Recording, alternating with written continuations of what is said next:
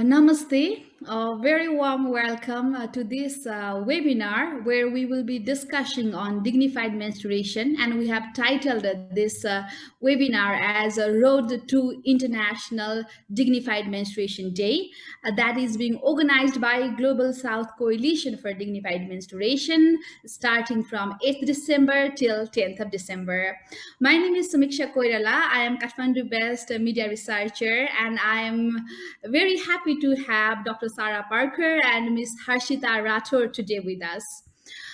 Before introducing our guests for this webinar, let me start by saying that the issue of menstruation, particularly here in Nepal, all the taboos and stigma associated with it, while growing up and even today, many of us think that the menstrual stigma is very much part of Nepal and even the part of far western Nepal.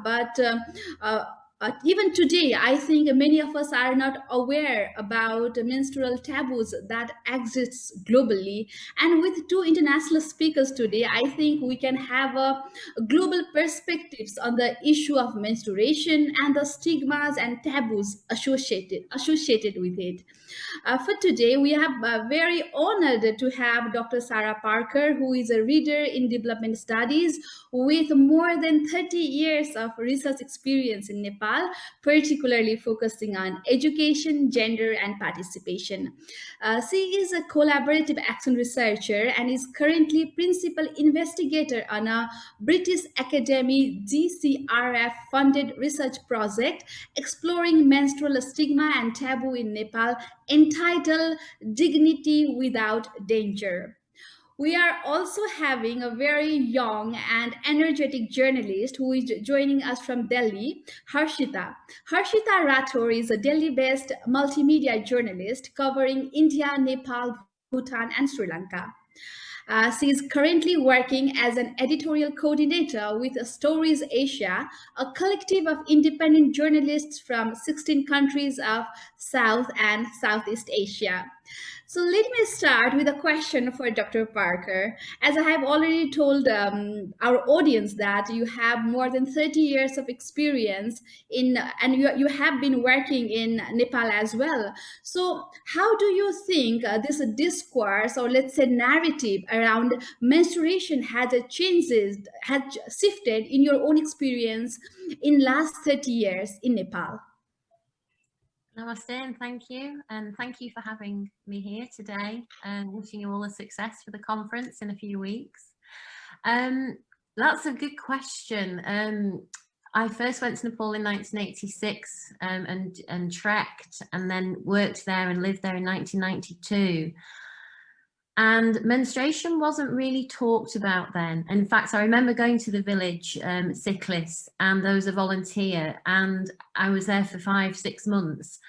And when I first got my period, I was like, oh, I hadn't thought about it. So actually, I ran out of the products that I had very quickly, and just used, whatever was available. So there's been a massive shift in the past 30 years in terms of people talking about menstruation. But I think that shift's probably taken place more in the past maybe 5 years, 10 years definitely, but the past 5 years, it's really become quite a hot topic. As an example, in 2011, I've worked in Nepal in lots of different areas, especially gender and education, as you mentioned. And for more than 10 years, we had a link between my university, Liverpool John Moores, and the Centre for Education in Kathmandu, and then with Padma Kanya campus, with the Women's Studies Department, and with Dhaka University. And at the end of that, the event, we had a conference on gender education and health, and academics and activists came from Bangladesh, Nepal, some from India. So it was an international conference. And in 2011, we had this conference, and one of the audience members put his hand up at the end of the discussion, and he actually said, I just want to thank you all. This is the first time I've heard the word vagina said in public. So to actually just say the words about our bodies was groundbreaking. And now people talk about their bodies and body literacy and menstruation a lot more. And I think the menstrual activist movement's got a lot to do with that, but also social media and young people. I'm sure it's the same in India, that the youth are a really important voice behind having this narrative. So there's more open discussion now about it, but it still is an issue that needs to be talked about more, not just in Nepal, but globally. Talking about menstruation and your periods, a lot of people just see it as something which is, oh, I don't want to hear about that. We don't want, we don't need to know about your period. And it's like, but people talk about their other bodily functions, so you should talk about it just as part of everyday life, as if it's just, which it is, it's just a normal sort of biological process. So yeah, I think a lot has changed. And also there's a lot more awareness now. We all know in Nepal, you mentioned in the far west, has been in the international media, especially because of the cowsheds and the Chapaudi tradition. But actually, we need to be really careful, and that we don't stigmatize people in the media, because we need to look at the practices and look at how we can work with people. So I think the international media's got a really important role to play in not actually just spotlighting on these extreme examples, but let's talk about it in its widest context, which I know is at the heart of the dignified menstruation movement. Thank you so much, Dr. Parker. Like you rightly pointed out, as the issue of menstrual sheds is very much important, but of course we cannot limit the whole discourse around menstruation within only one topic. So there is a broader perspective. So coming back to that, I will definitely come back to you with more question on your research and where can we move forward from here.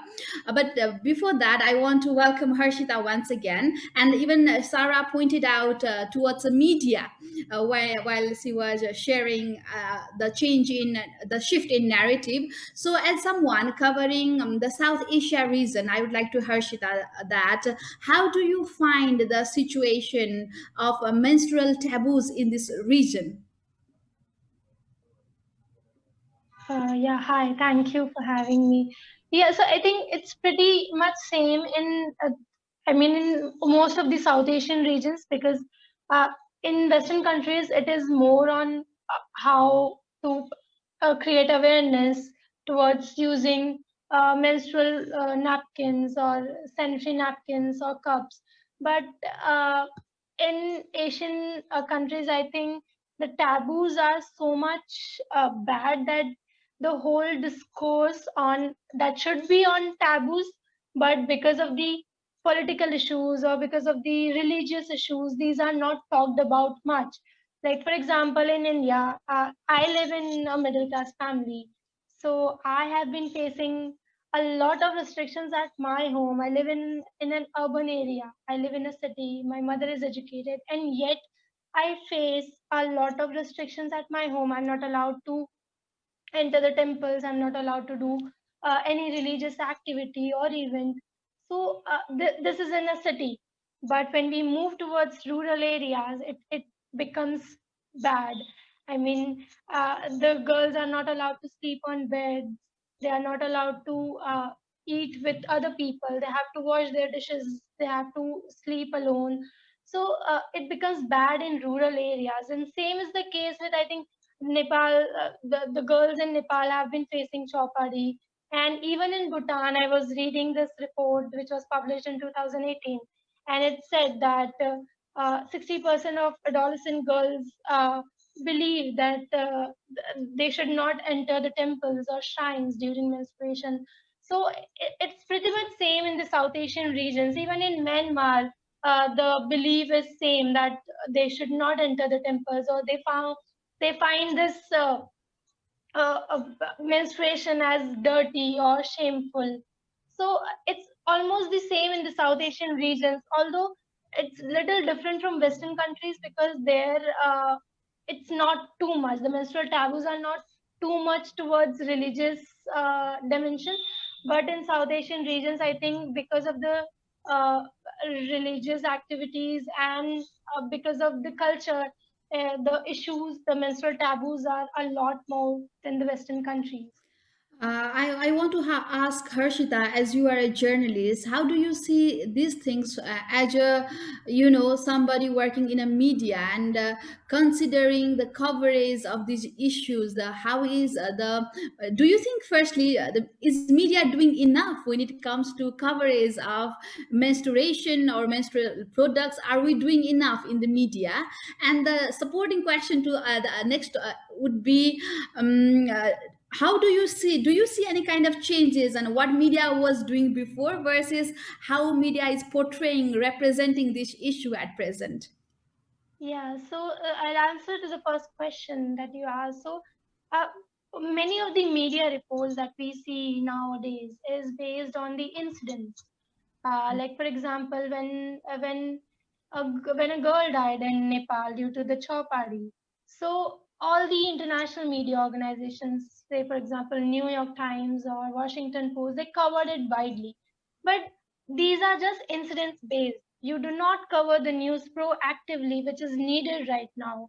So if the news are based on incidents, on one or two incidents, and you talk about it and then you leave it there, uh, no, things would not change at a pace which is required right now. So the thing is that if we act proactively to cover the news, like I go to a place, I bring out the issue, I cover it regularly, and then make it a news so that people talk about it. That approach is needed right now because all the international organizations cover it only when an incident happens. So I think this approach is needed right now in the media organizations that they cover. And also, when I was writing the chapter for the book, so I came across all the articles on international national media organizations, and I found that they were more focused on menstrual hygiene, although we should talk about it. But I also believe that because of the menstrual taboos that we face, menstruation becomes very, very difficult for us.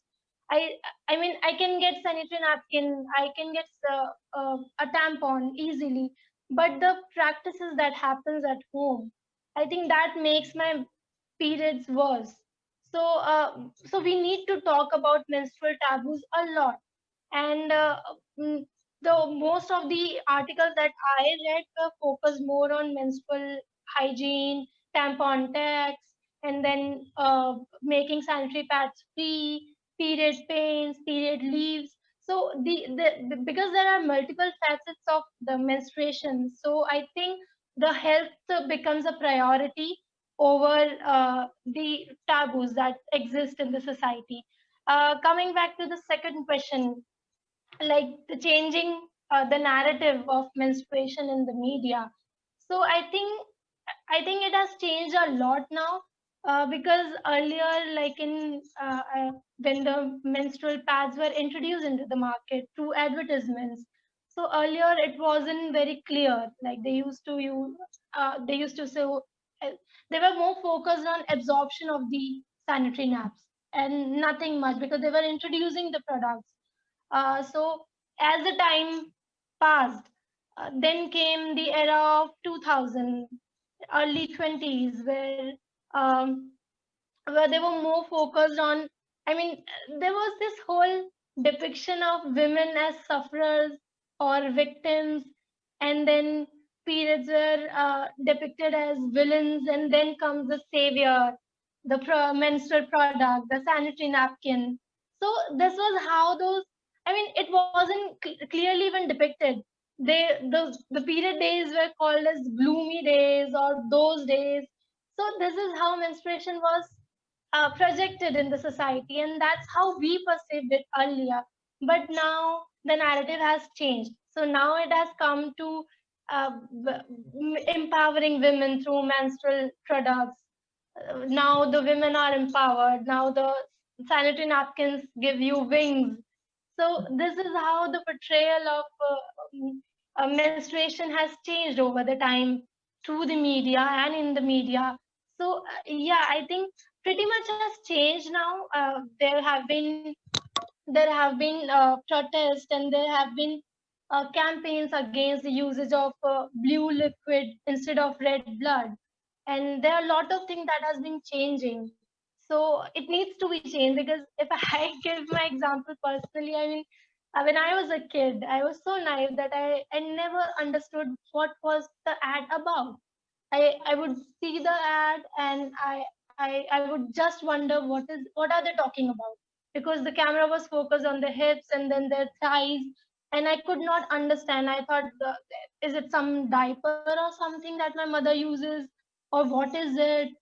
So if the media continues to project menstruation as a hidden thing, if they would not talk about it properly, clearly, I think it would be very difficult for us and even for others to understand, because it's a huge topic, because sex education is not very common. uh, in India, I mean, what I have faced personally is that we are not taught much about periods, even in schools. So if you keep projecting uh, menstruation as hidden thing, I don't think so people would be able to Okay, talk about it. Sorry, true. it was too long. I took a lot It's of all time. right. Sarah, you wanted to add something to that? I just think that the change that we've seen in the past even 5 years has been quite groundbreaking, because it's exactly the same here in the UK. There was a Plan International report called Breaking the Barriers, and like it was saying 48% of girls are embarrassed to talk about periods, and then there's a whole segment who don't really understand what they are. And advertising is so important. When blood was first used, or the colour red was used on menstrual products, there was almost a backlash with people who either loved it because they knew it was needed, and other people going, oh, that's disgusting, it's blood. And it's like, but it's better than blue because blue makes it seem like you're a child and that you're weeing. So it's so important, the things that you're talking about, not, I mean, as a global issue. And this kind of the need for people to have access to menstrual products is really important, and calling them menstrual products, not sanitary products, because when you say sanitary, of course sanitation is central to having dignity, but let's call them menstrual products so it's clear what they are, and having an awareness of all the different types of products that are available so that people have choice. We actually started the research in Nepal, doing an evaluation of the rewashable pads. But now they're becoming popular in the UK as well as an environmentally friendly option. They're not just something that you should use if you can't have access to this use and throw. You know, from an environmental perspective, people are now talking about products. And just this week, Scotland's making period products free in the whole country. Scotland really is leading the way. There's a lot of great work being done there by some activists and also people selling products. So yeah, just Sarah, just to add to that, when it comes to media, do we think, are we doing enough? Is the media doing enough to highlight the issues? Of course, there's so much going around menstrual products, like Harshita even mentioned the change. The no longer even it's not limited to blue color. The period blood is red. So even in advertisement, we have started seeing red. So there has been some shift. The period is now linked with empowerment and freedom and things like that. But are we doing enough when it comes to coverage or news angle around menstrual taboos? Is media doing enough? again, I think a lot has started to become in the news around May 28th, for example, and it's called Menstrual Hygiene Day, so there's focus on hygiene. But I think more needs to be done, and I think that really stresses why having other days, but not just days, it should be normal, but having something like Dignified Menstruation Day on December the 8th, it helps to broaden the discussion. But even in May, the conversations aren't just about menstruation. People are starting to talk about culture, traditions, taboos globally, and starting to question them. And I think this is really important, that media coverage, but you do tend to find if you Google, you will get a lot of media coverage around May. And then in October, you have International Period Day, doesn't get as much coverage, but let's hope that the work that we're all involved in and this network is going to make December equally active, but then it should just be normal. I don't think the media is doing enough, but it's doing more. But when I first started the project, if you Google, and I did a presentation at the International Visual Sociology Association, and if you Google the word Nepal and menstruation and look on images, every single image was of a cowshed. There was no product. But interestingly, when you did menstruation in India or Pakistan or Bangladesh or Sri Lanka, pictures of Nepal came up. So that just shows you the power of the international media in dominating that narrative, and we need to broaden it out. But also activism came out. So in India, Harshita, it was really interesting that when you look at the images that come up, that kind of reflects what the media is talking about. And there were more examples of activism. So the media in Nepal, I think, needs to become more proactive in showcasing all the work that's being done. There's so much work being done by so many organisations, and we just need to showcase it and amplify those voices through the media. So that's why having the media on board is so important. Right. And also radio and television as well. We need to use multimedia. Course. Yes, so we will discuss more on the side of even what media can do to combat menstrual taboos. I'll go back to Harshita later with that. But before that, Sara, could you please tell us more about your project, Dignity Without Danger?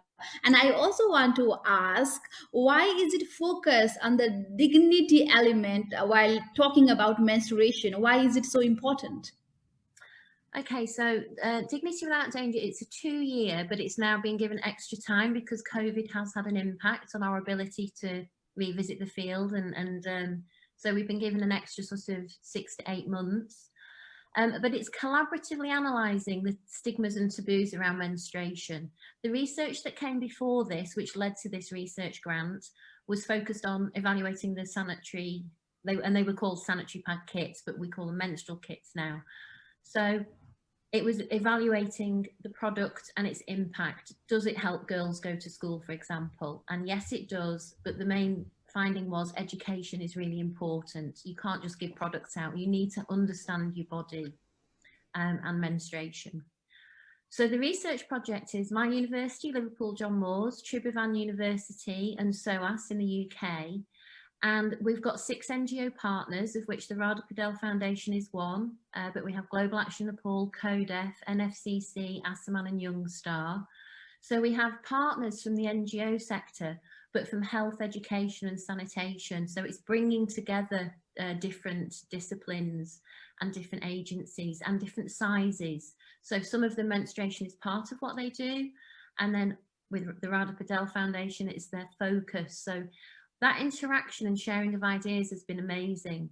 But we've had 6 researchers, so we split them into 2 teams, recruited, emerging young academics in Nepal, and they went to the west and east. So we've been to all 7 provinces, and we have interviewed community leaders, females, we've done focus groups, religious leaders and health workers, all about menstruation and about the stigmas and taboos that they face. We're also working with some creative artists that we've met along the way of our journey. Carlo 101, we did some art workshops and a virtual exhibition. Jay, Stories of Nepal. We've been using clay to explore the body. And so we're going to design and put all these things together into like an education toolkit. So the research is looking at stigmas and taboos in a non-judgmental way, but to try to see how these taboos and stigmas are changing over time. They're not as fixed as people often say. And the focus on dignity was really important because I've mentioned it's an issue for health, education, gender, water and sanitation. But at the end of the day, it is about human rights and sexual and reproductive health, and everyone should have a right to a dignified menstruation. The call, the fundings from the British Academy and the Global Challenges Research Fund, and it's really about having research which then leads to positive change at the end of it. And the call was to look at either dignity, violence or heritage. And so I just thought dignity within your menstruation is so important. But in order to have that, you need to understand your past and you need to have plans for the future. And And I really want to share, I'm looking forward to sharing the research findings more next year. We're still analysing all of these interviews, and it's really fascinating. We've done some presentations in Nepal already. I'm really looking forward to sharing more of our findings as they emerge. Can you just share some of your preliminary findings or any of your field work experience, just so that we will have an idea where Nepal stands when it comes to this issue? Yeah, it's interesting because we started off knowing it was a complicated issue, and we've found out that it's more complex, that you really do need to listen to local voices. And it isn't just something which is confined to one religion. So Hinduism often is the focus, but also within Muslim, Christian and Buddhist communities, there are different stigmas and taboos. One of the things I'm finding fascinating is how people will say that it's their religion, but if the religious leaders, for example, in Buddhism, the monks have said to women, no, you can come and worship, but then they've said, no, we can't, because it's our culture. So the intersection between religion, culture is quite interesting. And also the importance of thinking about where people live, like urban and rural, but also your caste, your age, your position in society, whether you've migrated out and come back again, all have an influence. And we've got some examples of changes where instead of being restricted for maybe 7 days in some communities, through negotiating with the traditional leader, that's changed to 4 days. So change is possible. And so there isn't really, I think the main finding that we've got is the importance of not focusing on one single narrative and one single story, and of sharing lots of stories.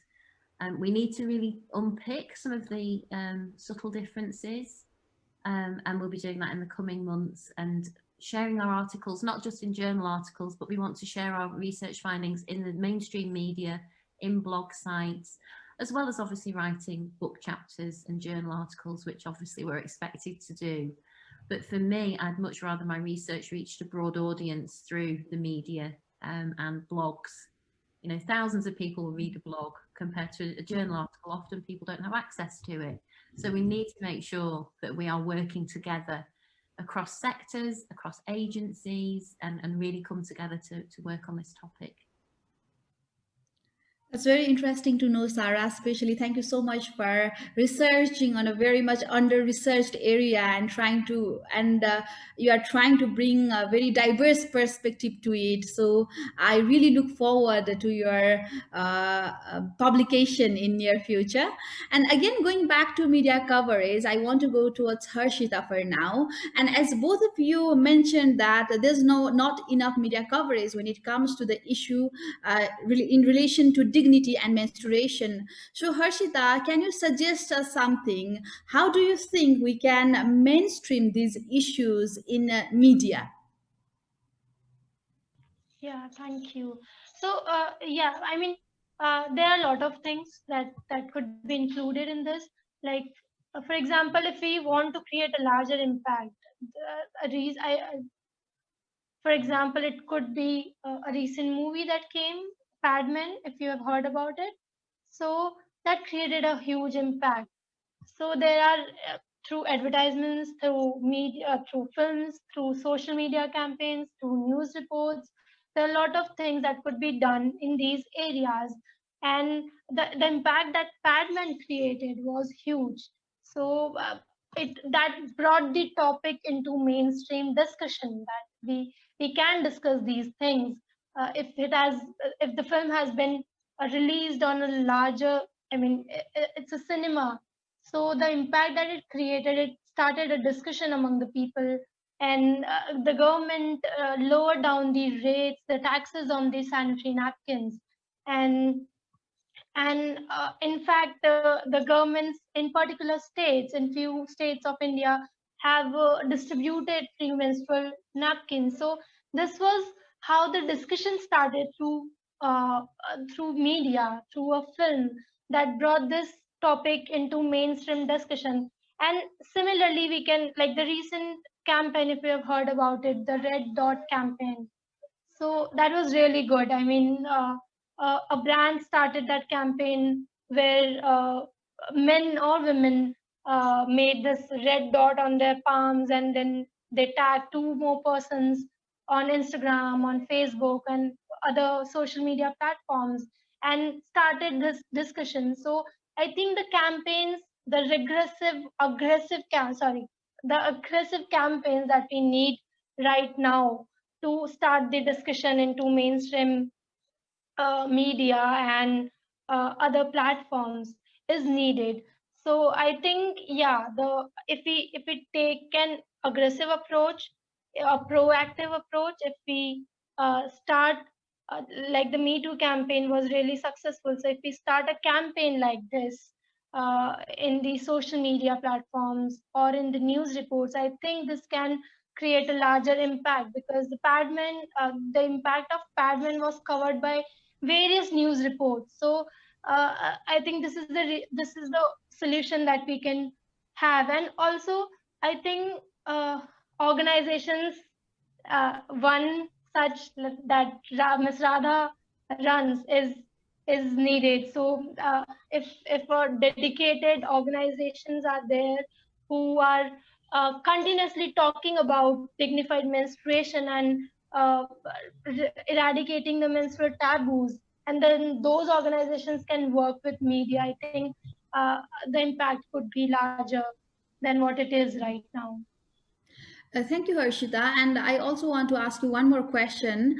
As you mentioned about social media campaign, and we see that there has been some social media campaign, particularly in the area of menstrual products, especially focusing on menstrual pads. But discussion, or let's say even campaign around menstrual taboos, or even the issue of period shame are very limited. So, what do you think can be done, or what could be the way forward to include the issue of dignity around menstruation?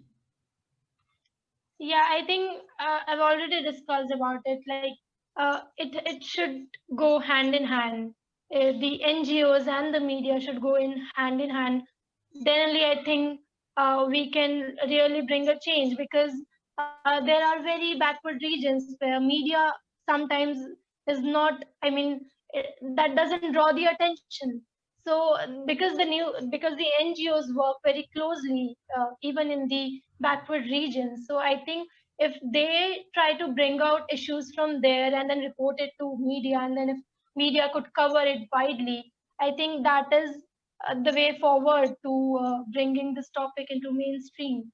So yeah, if it has to be done, it has to be a collaborative effort, or because we need, I mean, we need information, we need access to areas, we need access to information which is usually not there on the mainstream platform. So if particular dedicated organizations work closely with the media, I think change could happen. True. Thank you, Harshita, for that. And definitely, even the webinar like this one, which we are having today, and it's even on live on Facebook. And I think the events like these and the discussions like this are also very important.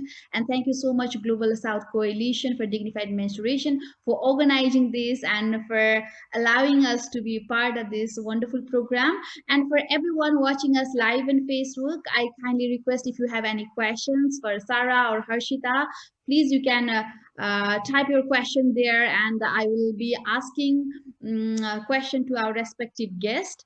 And now again, I want to go to Sarah, and I want to ask you, especially you are a British researcher, and you are also doing your research in Nepal. So you have this both Western as well as Nepali perspectives. So in your experience, how similar and differences is the situation of menstrual taboos in UK, or let's say in the West as a whole, compared to Nepal? I think what's really interesting about, I mentioned earlier that the sort of embarrassment and kind of there's a shame, there's teasing, period poverty really has put a focus on sort of the need to look at menstruation in more detail, and that it's everyone has a right to access products. But we need to get rid of the shame of talking about periods. And I think that period poverty is a global issue. We should all be challenging menstrual tax. Nobody should have to pay tax on as a luxury product. Having them free is even better. Having them free and accessible in schools is important globally, so that everyone has access to be able to manage their menstruation. But I think that the breaking the silence is really important. So like the Me Too movement, the hashtag breaking the silence can cover lots of different issues. And I think we need to use a broad framework to talk about it, to make sure that normalizing talking about periods. But one of the key things that's really interesting for me is that periods in the UK, for example, they're quite private. So that's where the shame comes from. You hide it. The adverts you were talking about, it's all about being discreet and not letting, but there's comedians, there's activists here who say, so what if you leak? It's just blood. All you should do if you leak and there's blood on your clothes is you should go, oh, I need to wash my clothes. That should be enough. But there is, and it's not just boys teasing girls, it's everywhere, you know, the shame surrounding it, the embarrassment. So people feeling ashamed should never, ever, you should never feel ashamed of your period. But in Nepal, periods are very, very public because of the stigmas and taboos and the things you can and can't do. And this includes eating, touching, cooking, different in different places, and it's in urban as well as rural areas, you know, and people practice them for very personal and different reasons. But people know when you have your period. Here, people often don't know. And some people have said to me, well, why don't people just pretend not to have a period? And it's like, but if you are a woman who moves into your family's home as a daughter-in-law and you don't have your period, everybody will think you're pregnant. So there's that expectation. You can't hide your periods in Nepal. And I guess that's the same in lots of countries where the stigmas and taboos and practices around them. So as Harshita said, you just need to have it so that it's in the mainstream media as normal, and on the radio and on the TV, it should just be part of everyday life and not something that even needs to be thought about. So yeah, obviously lots of obvious differences in terms of cultural stigmas and taboos, which we've talked about. But I think that kind of the need to break down the silence and people to talk about periods and menstruation needs addressing globally. I think that's something that connects us all.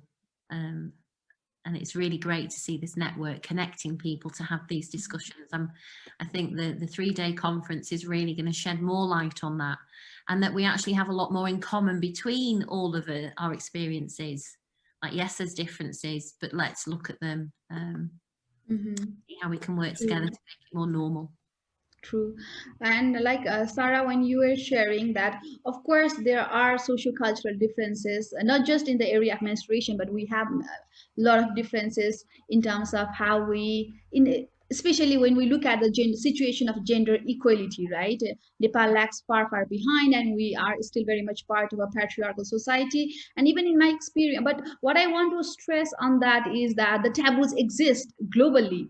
I think that's more important to focus, and especially in Nepal and even in city areas. And I was working with a women ministry till very recently, and even the government officials there, we sort of think that although there are some sort of restrictions, like, okay, you are not allowed to go to the temple, you are not allowed to go to the kitchen, but many of us, we sort of compare ourselves with those women in menstrual sheds, and we think that, oh, we are better off, things are changing, and it's not even an issue in Kathmandu or in big cities.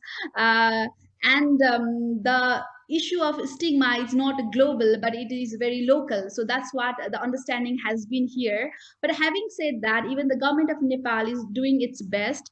The government has already committed that all the programs should be, the dignified menstruation should be mainstreamed in all its program and projects. So I think we really have to appreciate that the government has taken this sort of commitment and is working on dignified menstruation. So I want to listen from Harshita. So where does the government of India stand there? Is government doing anything in order to combat this menstrual stigma? Yeah, I mean, it's a difficult question to answer because I would say at personal level, I think if you go to theaters or if you go to airports or various places, so there are now menstrual pads, vending machines. So I think at that level, it is quite visible, but again an aggressive approach towards removing these menstrual taboos is not there at all. I mean, there are various NGOs that are working towards it. They are disseminating the information, the right information, and busting the myths. But from the government's perspective, I don't see any particular move or step uh, towards really making people aware about taboos, because in India, I also feel that it's very complicated here because of the religious practices that we have. So menstruation is so much related to religion that it isn't talked much about. I mean, even if I try to bust myths at my place, I'm being scolded, or I mean, my mother doesn't understand. So this is happening. I mean, this is the case with every other person, every other girl who is facing taboos or restrictions at home. So from the government's perspective, I don't see any active approach or any step towards eradicating it. But yeah, at local level, I think the NGOs are working quite well, that they're trying to spread the information, they are trying to create awareness, they are even distributing the napkins, they are distributing the products. So uh, at that level it is quite effective, but I don't see much change in that area. Thank you, Harshita, for that. And same question to Sarah. Yeah, what is the stand of your government on the issue of dignified menstruation? This is really interesting, and I think something Nepal needs to be very proud of is that the government has, the Nepalese government has got a dignified menstruation policy. In the UK, it's very much focused on period poverty, and it came from almost a realization that girls were missing school because of their periods in the UK. There was a film, I, Daniel Blake, and in that there was a scene of someone going into a food bank and someone needing access to menstrual products. And it almost was a wake-up call to people. So I think what Harshita was saying earlier about Padman and films and popular culture is really important. But on the policy side, you have the dignified menstruation policy. It needs ratifying and pushing forward and implementing in Nepal. And the key thing for me is that it involves local people. Obviously, when it goes down to the municipalities, you can't just impose it from the top down. It has to come from discussions. You have to get people on board. Otherwise, there's been examples, for example, in some of the Western villages in Acham, where the cow sheds are being destroyed, and that was earlier this year. And it has to be done with the consent of local people. Otherwise, you are putting women in more vulnerable positions. If you really genuinely are scared to sleep inside your house because you believe that it will bring bad luck to your family, but if you have no cow sheds to sleep, there's instances where people are then sleeping in the jungle, which is making them more unsafe. And we need to think about the language as well. So we don't want to destroy traditions. We want to adapt, change, and improve them. When you use the word destroy, the word destroy has a sort of an element of violence in it, and it can further stigmatize people. So we do need to work in Nepal with local communities. But the fact that you actually have a policy that has the words dignified menstruation in should be a beacon to the rest of the world. We have a lot to learn, and we need to be doing more work in the West and in all countries. I don't like saying the West and the East because depends on where you start in the map. But I agree. yeah, we all need to be pushing our local governments, our governments, to look at dignified menstruation and not just period poverty. It's about no shame. It just should be something that's normal. Exactly. Yeah, I just want to add one thing if we have Yes, please. time. Yeah. Yes, Yeah. please. So the reason why I think Nepal has passed that law, because that was so much in practice, that was visible on True. ground. But here in India, I don't think so that because this chowpari practice is not practiced here in India, but a similar practice like the girls are not allowed to sleep on beds. So Mhm. these things, although they are a public thing, but they are private. I mean, it's very complicated that. Uh, Exactly. so it's not very public. So there's no particular law about it, and that's the reason I think there hasn't been much change in the policy uh, towards bringing the awareness. So I think that's the reason I feel that there hasn't been a step in policy making, especially in menstruation and eradicating taboos. Yeah. Exactly, like you rightly mentioned, I think even the government started being more serious about this issue, and there was a lot of news stories. Even the international media were writing over and over again when women literally started dying in the menstrual shits. I think that's only when the government drew its attention towards it. But I don't think somebody has to die or somebody has to go through a severe form of violence before taking action in issues like this one. And well, the role of the government is there, and also there is a very important role of the social activists like people like Radha Paudel are playing. But at the same time, as you are a media professional, I again want to ask you one more question. So what do you think is the role of media in combating such taboos and even in promotion of dignified menstruation? What do you think can media do? Yeah, I think that same approach. I think because we are right now again focusing on incidents.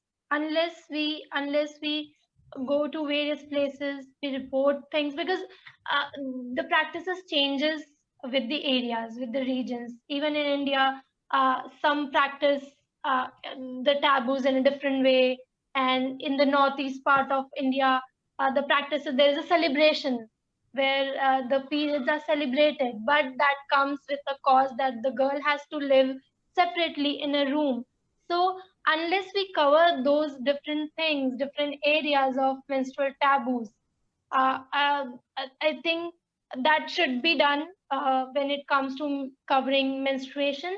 And also, I feel that social media is playing a big role nowadays. I mean, the discourse can start only from the people. So we need campaigns. We really need campaigns like Me Too campaign, where people would come and speak about it. Will make it a normal issue. I mean, not an issue. It should be a normal talk, and not a thing that we should. I mean, I feel bad sometimes because we have to work so hard to start a topic where it should be so much normal that we should normally talk about it amongst our friends or in the family. So I think one is social media campaigns that could bring a lot of change in the society, and other thing is that we are y- well not covering the various cultures and various things which are positive in terms of uh, menstruation where periods are celebrated. So I think we need to bring positive things, and we really need to burst the myths that surrounds the menstruation in India. So I think, yeah, I mean, we really need I mean, ground approach. We can't just cover the incidents and just talk about few data, facts, and then leave it there. Unless there are regular reports on it, or a campaign like reports, things would be difficult to change. Exactly. And when you were talking about that, I was just thinking that when I was in school, we have this code word for menstruation, because the word menstruation itself was so much forbidden. And now when we were sharing, I was thinking that only if the media was doing its part in normalizing the term, my life or the life of many adults and girls would have been a lot easier, I would say. And again, focusing on the way forward, I want to go to Sarah now. We have we have discussed in various elements in regard to menstruation. For now, how do you think that we can overcome the existing menstrual taboos? So, what is the way forward then? I think, as Harshita said, multimedia, mainstream media, social media, radio, very, very important.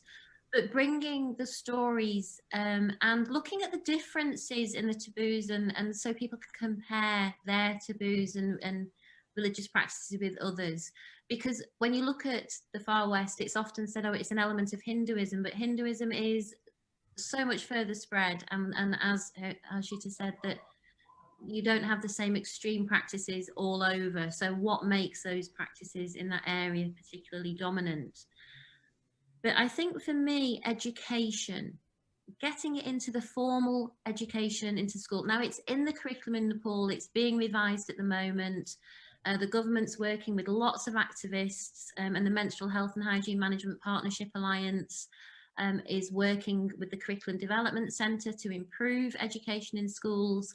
But you need different types of material. Just reading about it in the textbook, when you look at the diagrams, it's like, even I was going, what is that? You need it to be much more accessible. You need it to be creative. You need menstruation not just to be covered in population and health studies, but in art and in social studies, so that you can see that it connects to everything. And for me, the really important thing is governments and the NGOs and activists working together. Learn from each other. If you're in the health sector, if you're in the wash sector, if you're in the education sector, don't compete, cooperate, because we all want the same thing.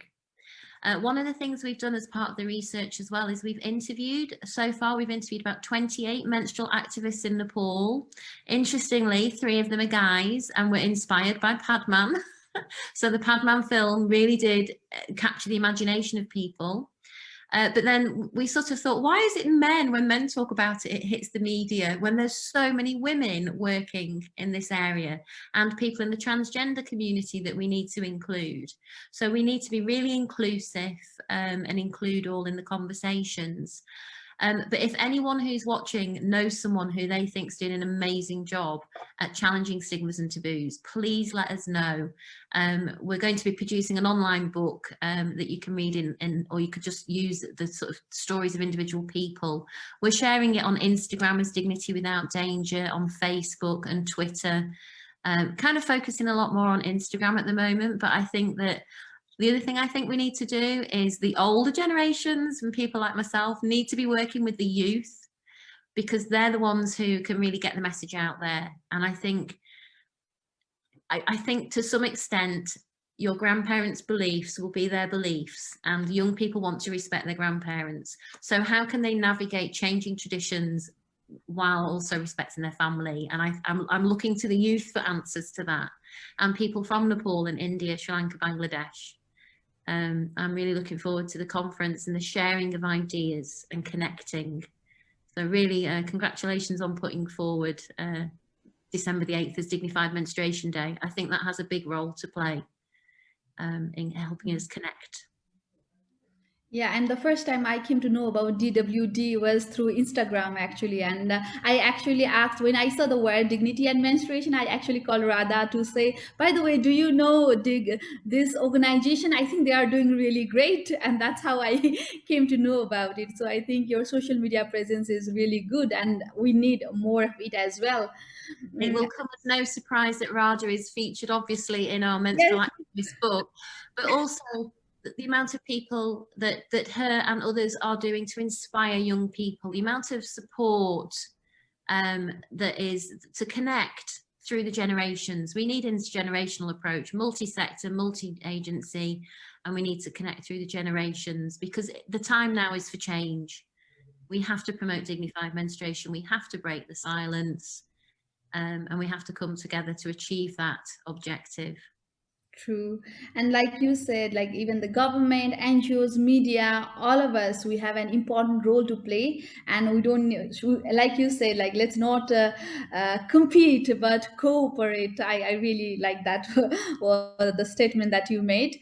And we are coming towards the end of this webinar. And before we go, I just want to ask both of you, do you have anything, something that I didn't ask, what you were meaning to share? Anything like a concluding remarks at the end of this event? Harshita? Yeah, I mean, I just want to say thank you. I think we have discussed uh, uh, uh, the important things that we had lined up. So I just want to say thank you to Miss Radha and to you for bringing on this issue. And she has been working a lot on dignified menstruation. Like she has been working rigorously on it.